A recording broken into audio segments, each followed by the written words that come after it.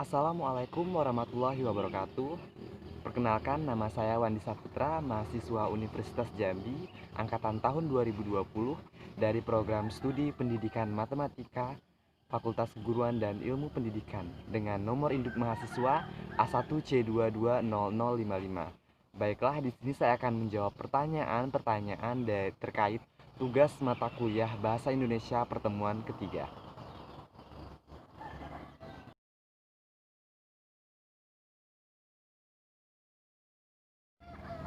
Bahasa Indonesia memiliki dua kedudukan, yaitu sebagai bahasa nasional dan bahasa negara, sebagaimana yang telah dilegitimasi dalam Sumpah Pemuda Bulir Ketiga dan Pasal 36 Ayat 1 Undang-Undang Dasar 1945. Nah, dari dua kedudukan tersebut, tentu saja mempengaruhi fungsi dari bahasa Indonesia itu sendiri. Bahasa Indonesia sebagai bahasa nasional itu memegang empat fungsi. Yang pertama, sebagai lambang kebanggaan nasional. Artinya, bahasa Indonesia mencerminkan nilai-nilai luhur bangsa Indonesia, nilai-nilai luhur sosial budaya masyarakat kita. Kemudian, bahasa Indonesia itu sebagai identitas nasional. Nah, kita bisa menunjukkan ke dunia kalau kita memiliki bahasa persatuan bahasa nasional sebagai bahasa identitas kita, yaitu bahasa Indonesia. Kemudian sebagai alat pemersatu berbagai lapisan masyarakat. Nah, perlu kita ketahui kita berasal dari dan kita terdiri dari latar belakang sosial, agama, suku yang berbeda-beda. Nah, disinilah bahasa Indonesia sebagai alat komunikasi untuk menyatukan perbedaan tersebut.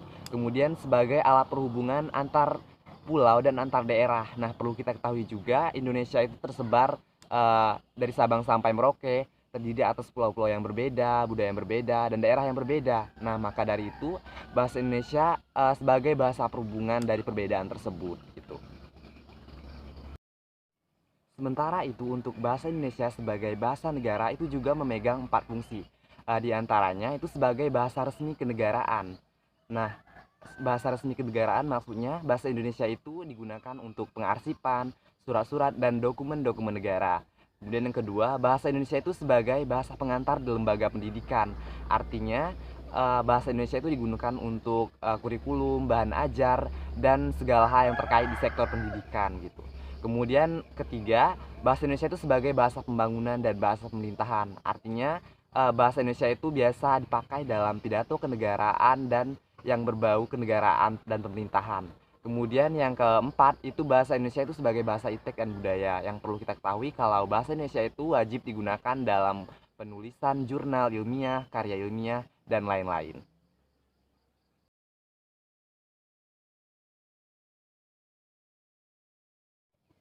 Perlu kita ketahui bahwa bahasa Indonesia baku itu memiliki latar belakang terciptanya berasal dari bahasa Indonesia itu sendiri. Bahasa Indonesia yang banyak tumbuh dan berkembang dalam masyarakat multikultural. Nah, bahasa Indonesia baku di sinilah yang mewakili banyak varian yang diakibatkan oleh perbedaan daerah penggunaan atau kelompok sosial penggunanya. Nah, salah satu sisi varian itu menjadi ciri daerah mana si penutur berasal. Nah, di sisi lain menjadi perbedaan yang mengganggu interaksi antar kelompok yang menggunakan bahasa Indonesia. Maka dari itulah bahasa baku hadir dan perlu ditetapkan bahasa Indonesia baku yang mewakili tiap varian yang ada. Jadi saya misalkan seperti ini, ada sebuah diagram Venn di mana ada kelompok bahasa satu dan bahasa 2. Dan irisan dari dua kelompok tersebut adalah bahasa bakunya. Jadi dia yang merangkap kedua bahasa tersebut sehingga saling paham antara dua bahasa yang tadi gitu. Nah, itulah hakikat singkat dari bahasa Indonesia. Bahasa Indonesia baku terkhususnya.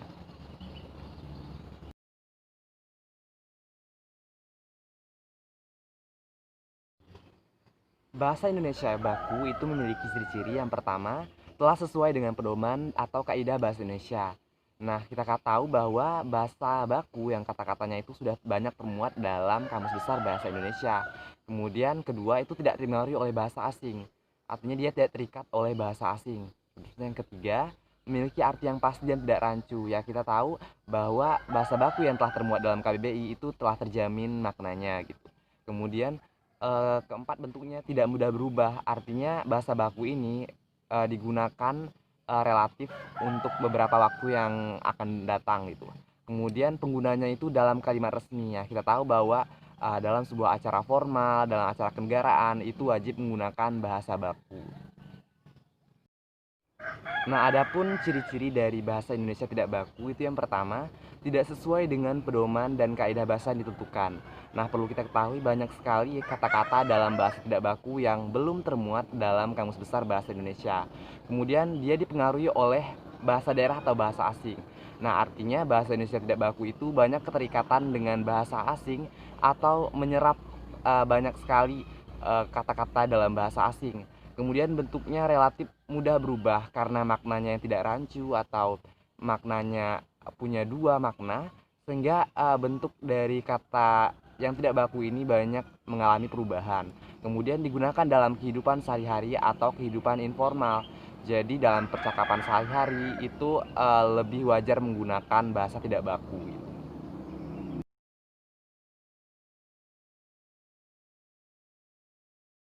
Seperti yang kita ketahui bahwa media sosial itu menggunakan bahasa sebagai medium utamanya.